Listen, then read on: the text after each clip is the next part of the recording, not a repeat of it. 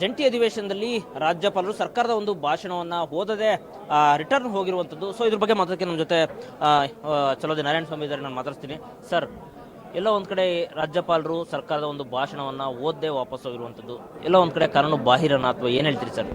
ನೋಡಿ, ಸದನಕ್ಕೆ ಕರೆದಾಗ ಬರಬೇಕು.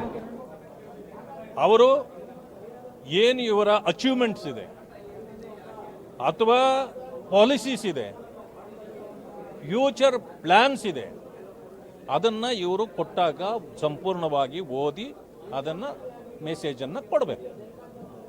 ಆದರೆ ಸಾಂವಿಧಾನಿಕ ಹುದ್ದೆಯಲ್ಲಿದ್ದು ಸಾಂವಿಧಾನಿಕ ವಿಚಾರಗಳನ್ನು ನಿಂದಿಸ್ತಕ್ಕಂಥ ಒಂದು ಬೇರೆ ಸರ್ಕಾರವನ್ನು ತುಚ್ಛವಾಗಿ ಬಳಸ್ತಕ್ಕಂಥ ಪದಗಳನ್ನು ಅದು ಇಲ್ಲಿದ್ದರೆ ಮಾಡಬೇಕು ಅಂತೇನೂ ಇಲ್ಲ. ಆ ಕಾರಣದಿಂದ ಇವತ್ತು ಕೇಂದ್ರ ಸರ್ಕಾರ ತಂದಿರತಕ್ಕಂಥ ಜಿ ಸ್ಕೀಮನ್ನು ಅದನ್ನು ಉದ್ದೇಶಪೂರ್ವಕವಾಗಿ ವಿರೋಧಿಸಬೇಕು ಅಂತಲೇ ಹಲವು ವಿಚಾರಗಳನ್ನು ಸರ್ಕಾರ ಅದರಲ್ಲಿ ತುಂಬಿತ್ತು. ಆದ್ದರಿಂದಾಗಿ ಅವರು ಅದನ್ನು ನಾನು ಓದೋದಿಲ್ಲ ಅಂತೇಳಿ ಹೋಗಿದ್ದಾರೆ ಅಷ್ಟೇ. ಆದರೆ ಸಂವಿಧಾನವನ್ನು ಎತ್ತಿ ಹಿಡಿತಕ್ಕಂಥ, ಗೌರವ ಕೊಡ್ತಕ್ಕಂಥ, ಒಕ್ಕೂಟ ವ್ಯವಸ್ಥೆಗೆ ಪೂರಕವಾಗಿ ಅವರು ನಡ್ಕೊಂಡಿದ್ದಾರೆ. ಆದ್ದರಿಂದ ಅದನ್ನು ನಾವು ಸ್ವಾಗತ ಮಾಡ್ತೇವೆ. ಆದರೆ ಅವರು ಬಂದಾಗ ಸರ್ಕಾರ ಸದಸ್ಯರುಗಳು ಕೆಲವರು ಸೇರಿ ಅವರನ್ನು ಹೊಡೆಯುವ ಪ್ರಯತ್ನ ಮಾಡಿದ್ದಾರೆ. ಅವರ ಹಿಂದೆ ಹೋಗಿ ಅವರನ್ನು ತಡೆದು ಇನ್ನೇನು ಕೈ ಮಿಲಾಯಿಸ್ತಕ್ಕಂಥ ಒಂದು ಇದನ್ನು ಮಾಡಿದ್ದಾರೆ. ಅದನ್ನು ನಾವು ಸಂಪೂರ್ಣವಾಗಿ ಖಂಡಿಸ್ತೇವೆ. ಇದು ಕಾಂಗ್ರೆಸ್ನ ನಿಜವಾದ ಬಣ್ಣ. ಅವರ ಗೂಂಡಾಗಿರಿ ಇವತ್ತು ಬೆಳಕಿಗೆ ಬಂದಿದೆ. ಬೀದಿಯಲ್ಲಿ ಗೂಂಡಾಗಿರಿ ಮಾಡ್ತಿದ್ರು.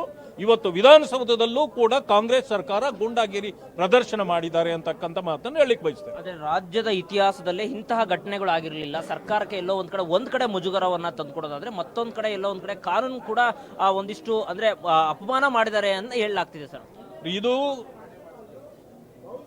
ಮಾನ್ಯ ರಾಜ್ಯಪಾಲರಿಗೆ ಕಾಂಗ್ರೆಸ್ ಸರ್ಕಾರ ಮಾಡಿರ್ತಕ್ಕಂಥ ಅಪಮಾನವೇ ಹೊರತು ರಾಜ್ಯಪಾಲರು ಯಾವುದೇ ರೀತಿಯ ಅಪಮಾನವನ್ನ ಸರ್ಕಾರಕ್ಕಾಗಲಿ ಸಂವಿಧಾನಕ್ಕಾಗಲಿ ಮಾಡಿಲ್ಲ. ಇದು ಈಗ ಜನರು ಅರ್ಥ ಮಾಡಿಕೊಳ್ಬೇಕಾಗಿದೆ. ಗೂಂಡಾಗಿರಿ ಪ್ರವೃತ್ತಿಯನ್ನು ಈ ಸರ್ಕಾರ ನಡೆಸಿದೆ. ಮಾನ್ಯ ಮುಖ್ಯಮಂತ್ರಿಗಳು ತಕ್ಷಣ ತಮ್ಮ ಇದಕ್ಕೆ ರಾಜೀನಾಮೆ ಕೊಡಬೇಕು ಅಂತೇಳಿ ನಾನು ತಮ್ಮ ಮೂಲಕ ಒತ್ತಾಯ ಮಾಡ್ತೇನೆ. ಇದಿಷ್ಟು ಚಲೋದಿ ನಾರಾಯಣ ಸ್ವಾಮಿ ಮತ್ತು ಕ್ಯಾಮರಾ ಪರ್ಸನ್ ರವಿ ಜೊತೆ ಮಂಜುನಾಥ್ ಸಕ್ರ, ಪವರ್ ಟಿವಿ, ಬೆಂಗಳೂರು.